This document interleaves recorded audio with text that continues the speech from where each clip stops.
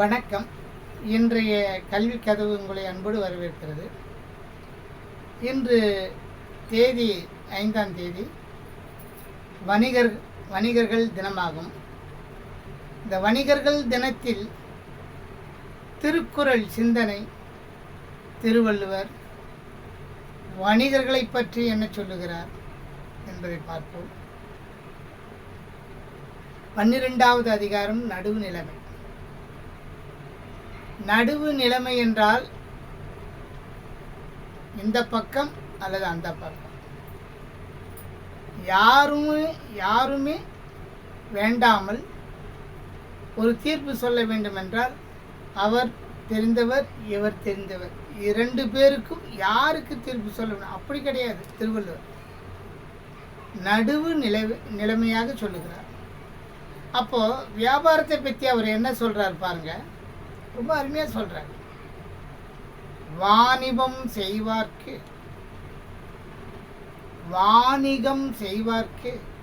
வாணிகம் பேணி பிறவும் தம்போல் செய்யும். வியாபாரம் செய்கிறவங்களுக்கு இப்போ ஒரு பொருள் 100 ரூபான்னு சொல்கிறாங்க. 10 நுங்கு, இப்போல்லாம் வெயில் சீசனு, சென்னையெல்லாம் 10 நுங்கு, ஒரு நுங்கு 10 ரூபா, 10 நுங்கு 100 ரூபா. இப்படி வியாபாரி என்ன சொல்கிறார், 10 நுங்கு 100 ரூபாங்க பாக்கெட்டு அப்படின்றார். அது என்ன பண்ணுறாங்க, எனக்கு 12 கொடுங்களேன் அப்படின்னு இவங்க கேட்குறாங்க.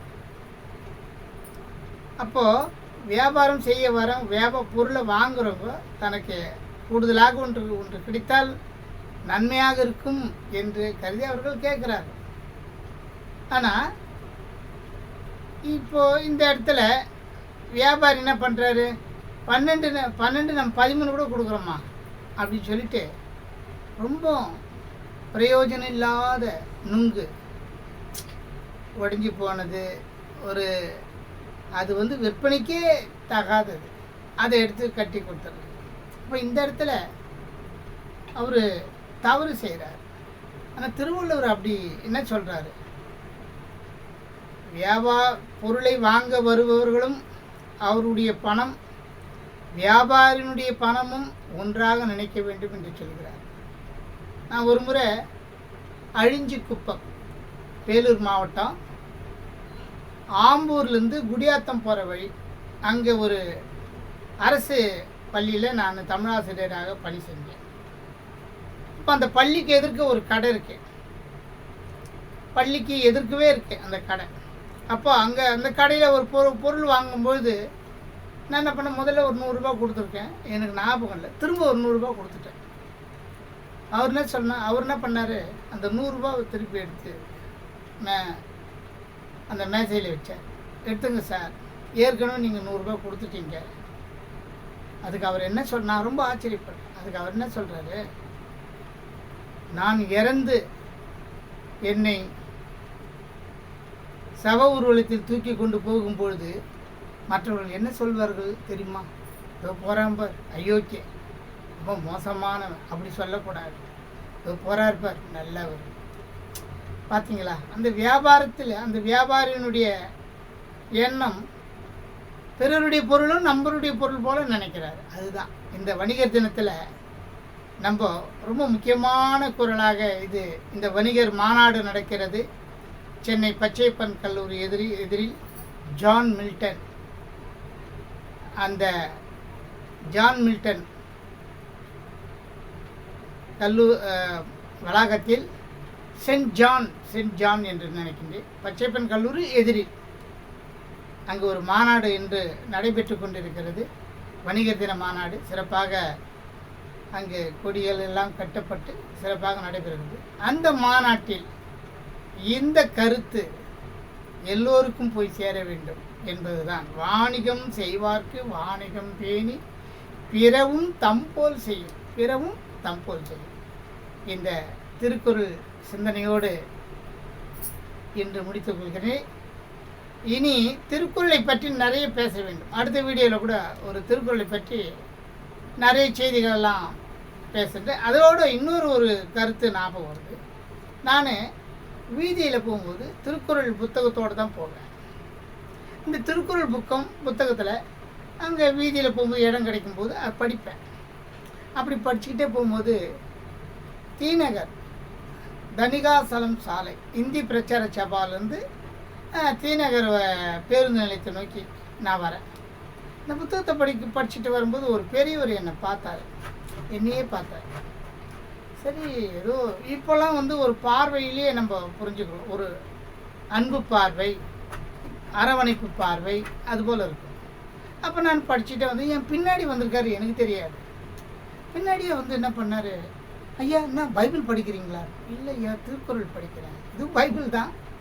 பைபிள் என்னும்போது கிறிஸ்தவத்தை சார்ந்தது. திருக்குறள் படிக்கணும். திடீரென்று கையில் எதையோ வைத்தார். வைத்து விட்டு திருப்பி போகிறார். நான் பார்க்கின்ற போது ஏதோ ஒரு 10 ரூபாய் தாள் போல தெரிந்தது. ஏன்னா எனக்கு ஒன்றும் புரியல. பைபிள் படிக்கிறீங்களான்னு கேட்டார், இதோட கையில் வச்சுட்டாரு. வச்சு அவர் பாட்டு போகிறாரு. அப்புறம் கொஞ்ச நேரம் அப்படியே அந்த அவர் வச்ச பொருளையை பார்க்குறேன், 200 ரூபாய்.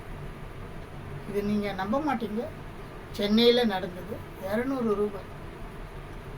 இப்போ எனக்கு இவர் யார், எதுக்காக இது போல் இந்த பணத்தை கொடுத்தாரு அப்படின்னா, இந்த உலகத்தில் நீதி நூலை படிக்கின்றவர்கள் இருக்கிறார் என்ற ஒரு மகிழ்ச்சியால் அவர் கொடுத்துருக்கிறார்.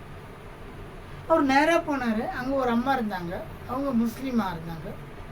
அவங்களும் இவரும் ஒரு ஆட்டோவை பேசி ஆட்டோவில் ஏறிட்டு வராங்க. என் வழிக்காக தான் வராங்க. நான் நிற்கிறேன். உடனே எனக்கு போகிறதுக்கு ஆள் வரல.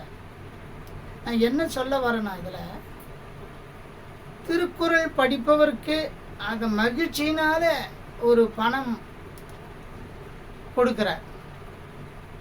திருக்குறள் படி, பைபிள் படி. அவர் ஒரு முஸ்லீம்னா அப்போ குரானை படிக்கிறது தானே அர்த்தம் வரும். அப்படி இல்லை. அதுபோல் மாமனிதர்கள் இப்போ இருக்கிறாங்க.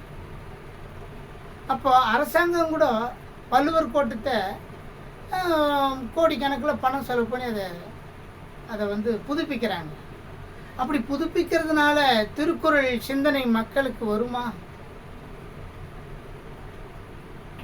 வராது. அந்த காலத்தில் அரசன் பொண்ணும் பொருளும் கொடுத்தான் புலவர்களுக்கு.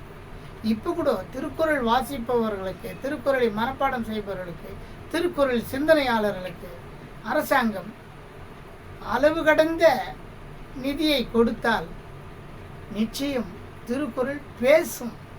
பிளாட்பார்ட்டில் இருக்கவங்களாம் திருக்குறள் படிச்சுட்டு இருப்பாங்க. திருக்குறள் மனப்பாடம் ஒப்பிச்சா 1 லட்சம் ரூபாய் பரிசு. ஆனால் வள்ளுவர் கோட்டத்தை புதுப்பிக்கின்ற பொழுது வள்ளுவருக்காக அமைக்கப்பட்ட ஒரு கோவில், அவ்வளவுதானே தவிர திருக்குறள் சிந்தனை வளர வேண்டும், திருக்குறளை பற்றி பேச வேண்டும், திருக்குறள் சொற்பொழிவு நடத்த வேண்டும், திருக்குறள் கவியரங்கம் நடத்த வேண்டும். மக்களிடம் திருக்குறள் படிப்பவர்களுக்கு நிறைய பண வசதி செய்ய வேண்டும். அப்படி என்றால் நிச்சயம் திருக்குறள் வளர்ச்சி அடையும், மக்கள் மனதில் திருக்குறள் பேசும் என்று சொல்லி அடுத்த வீடியோவில் பார்க்கின்றேன். நன்றி, வணக்கம்.